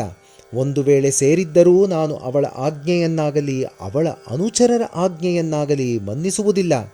ನನಗೆ ಆಜ್ಞಾಪಿಸಲು ಒಬ್ಬ ರಾಮನಿಗಲ್ಲದೆ ಬೇರೆ ಯಾರಿಗೂ ಅಧಿಕಾರವಿಲ್ಲ. ಆದ್ದರಿಂದ ಇಗೋ, ಈಗಲೇ ನಾನೂ ಕೂಡ ಜಟಾವಲ್ಕಲಗಳನ್ನು ಧರಿಸಿ ಸಿದ್ಧನಾಗುತ್ತೇನೆ ಎಂದು ಪಟ್ಟಾಭಿಷೇಕಕ್ಕೆ ಮಾಡಿಕೊಂಡಿದ್ದ ಅಲಂಕಾರ ಆಭರಣಗಳನ್ನೆಲ್ಲ ತೆಗೆದು ಬಿಸಾಡಿ ಕುಂಡಲ ಚಂದ್ರಹಾರಗಳನ್ನು 4 ದಿಕ್ಕಿಗೂ ಎಸೆದು ಅಣ್ಣನೊಂದಿಗೆ ಹೊರಡಲು ಅಣಿಯಾದನು. ಲಕ್ಷ್ಮಣನ ತ್ಯಾಗವನ್ನು ನೋಡಿ ರಾಮನ ಹೃದಯ ಕರಗಿತು. ಅವನ ಹತ್ತಿರ ಬಂದು ಬೆನ್ನನ್ನು ಸವರುತ್ತಾ, ತಮ್ಮ, ಇಂಥ ತಮ್ಮನು ನನಗಿರುವಾಗ ನನ್ನ ಆನಂದಕ್ಕೆ ಅಂತ್ಯವೇ ಇಲ್ಲ. ಇದು ನನ್ನ ಭಾಗ್ಯ. ನೀನು ನನ್ನೊಂದಿಗೆ ಬರುವುದರಿಂದ ತಾಯಿ ಕೌಸಲ್ಯಗೆ ಕೂಡ ಸ್ವಲ್ಪ ಶಾಂತಿಯಾಗುವುದು. ನಾನು 14 ಸಂವತ್ಸರಗಳ ಕಾಲ ಅರಣ್ಯದಲ್ಲಿ ಹೇಗೆ ಜೀವನ ಕಳೆಯುವೆನೋ, ಕಡೆಗೆ 14 ಸಂವತ್ಸರಗಳನ್ನು ಪೂರ್ತಿ ಕಳೆದ ಮೇಲೆ ಅಯೋಧ್ಯೆಗೆ ಹಿಂದಿರುಗಿ ಬರುವೆನೋ ಇಲ್ಲವೋ ಎನ್ನುವ ಅನುಮಾನವು ತಾಯಿಯಲ್ಲಿ ತಲೆ ಹಾಕುತ್ತಿದೆ. ಆದ್ದರಿಂದ ನೀನು ತಾಯಿಗೆ ತಕ್ಕ ಸಮಾಧಾನ ಹೇಳು. ನಾವು ಹೀಗೆ ಕಾಲ ಕಳೆಯುತ್ತಿದ್ದರೆ ತಂದೆಯು ಮತ್ತಷ್ಟು ಬಾಧೆ ಪಡುವರು. ರಾಮನು ಅರಣ್ಯಕ್ಕೆ ಹೊರಡುವನೋ ಇಲ್ಲವೋ ಎನ್ನುವ ಅನುಮಾನ ಕೈಕೆಯಲ್ಲಿ ಹುಟ್ಟಬಹುದು. ಆದ್ದರಿಂದ ನಾನು ಸೀತೆಗೆ ಈ ವಾರ್ತೆಯನ್ನು ತಿಳಿಸಿ ಕೈಕೆಯ ಮಂದಿರಕ್ಕೆ ಹೋಗಿ ತಂದೆಗೆ ನಮಸ್ಕಾರ ಮಾಡಿ ಬರುವುದರೊಳಗೆ ನೀನು ನಿನ್ನ ತಾಯಿ ಸುಮಿತ್ರೆಯ ಅಪ್ಪಣೆ ಪಡೆದು ಬಾ ಎಂದು ಹೇಳಿ ಕೌಸಲ್ಯಗೆ ಪ್ರದಕ್ಷಿಣೆ ಮಾಡಿ ನಮಸ್ಕರಿಸುತ್ತಿದ್ದ ರಾಮನನ್ನು ನೋಡಿ ಅಂತಃಪುರದ ದಾಸಿಯರೂ ಮಿಕ್ಕ ರಾಣಿಯರೂ ಒಮ್ಮಿಂದೊಮ್ಮೆಗೆ ಪ್ರಳಯವಾದಂತೆ ಗಟ್ಟಿಯಾಗಿ ಗೋಳಿಟ್ಟರು. ತಾಯಿಯ ಆಶೀರ್ವಚನಗಳು. ತಾಯಿ ಆಶೀರ್ವದಿಸು ಎಂದು ಶಿರ ಒಡ್ಡಿ ನಿಂತ ಮಗನನ್ನು ಕೌಸಲ್ಯೆಯು ತಬ್ಬಿಕೊಂಡು ಶಿರಸ್ಸನ್ನು ಮುದ್ದಾಡಿ, ಮಗು ರಾಮ, ನೀನು ಪರಮ ಧಾರ್ಮಿಕ ಪರಾಕ್ರಮಿ. ನಿನಗೆ ಅರಣ್ಯದಲ್ಲಿ ಎಂಥ ಭಯವೂ ಇರುವುದಿಲ್ಲ. ವನವಾಸ ಮಾಡಬೇಕೆಂದು ನಿಶ್ಚಯಿಸಿದ್ದೀಯೇ. ನಿನ್ನನ್ನು ತಡೆಯಲು ನನ್ನಿಂದಾಗಲಿಲ್ಲ. ನಿನಗೆ ಶುಭವಾಗಲಿ. ನೀನು ಪಿತೃವಾಕ್ಯ ಪರಿಪಾಲನೆ ಮಾಡಿ ಪಿತೃ ಋಣವನ್ನು ತೀರಿಸಿ ಚರಿತಾರ್ಥನಾಗಿ ಹಿಂತಿರುಗಿ ಬಂದರೆ ಅಷ್ಟೇ ಸಾಕು. ಆ ದಿನವೇ ನನಗೆ ಸಂತೋಷ. ರಾಮ, ದೈವ ಬಲವು ಸಾಮಾನ್ಯವಾದುದಲ್ಲ. ದೈವ ನಿರ್ಣಯವನ್ನು ಯಾರೂ ಬದಲಿಸಲಾಗದು. ಯಾವ ಧರ್ಮಕ್ಕಾಗಿ ನೀನು ಕಾಡಿಗೆ ಹೋಗುತ್ತಿದ್ದೀಯೋ ಅದೇ ಧರ್ಮವೇ ನಿನ್ನನ್ನು ರಕ್ಷಿಸುವುದು.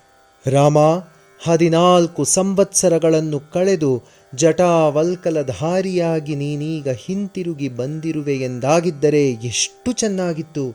ಅಯ್ಯೋ ನನ್ನ ಹುಚ್ಚೆ, 14 ವರ್ಷಗಳೆಂದರೆ ಸಾಮಾನ್ಯವೇ? ಮಗು, ಏನೆಂದು ಆಶೀರ್ವದಿಸಲಿ? 14 ವರ್ಷಗಳನ್ನು 14 ದಿನಗಳಾಗಿ, ಇಲ್ಲ ನಿಮಿಷಗಳಾಗಿ ಕಳೆದು ಬಾ. ರಾಜ್ಯಾಭಿಷಕ್ತನಾಗುವೆಯಂತೆ. ಹೇ ರಘುವಂಶೋದ್ಧಾರಕ, ಈನಕುಲ ತಿಲಕ, ನನ್ನ ಮುದ್ದು ಮಗು, ಯಾವ ಧರ್ಮ ರಕ್ಷಣೆಗಾಗಿ ನೀನು ಅಡವಿಗೆ ಹೋಗುತ್ತಿದ್ದೀಯೋ ಆ ಧರ್ಮ ದೇವತೆಯೇ ನಿನ್ನ ಸುತ್ತಲೂ ರಕ್ಷಿಸುವುದು. ಅದಕ್ಕಿಂತ ಬೇರೊಬ್ಬರು ರಕ್ಷಕರಿಲ್ಲ.